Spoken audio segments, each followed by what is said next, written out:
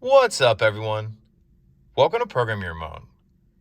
Today we're going to take a look at how to reset the oil life on a 2022 Kia K5. Like I said, I'm going to be working on a 22 K5 in this video, but it will be the same on a couple different years. So in order to reset the oil life after an oil change, what we need to do is go ahead and take a look at our radio.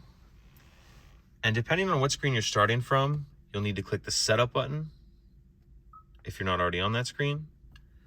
Then once we're on this screen, we'll click Vehicle. And we'll come over here and click Cluster. And then Service Interval. And here is where we see the few different options for the service interval for the oil change.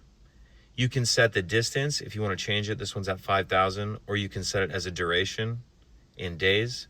And if you actually just don't even want to keep track of it, maybe you just use the sticker on your windshield, you can even take it away. But if it's enabled and then you have it set to wherever you want, so this one's at 5,000, we'll just stick with that.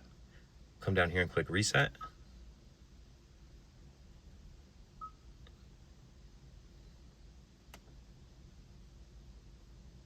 And that's it.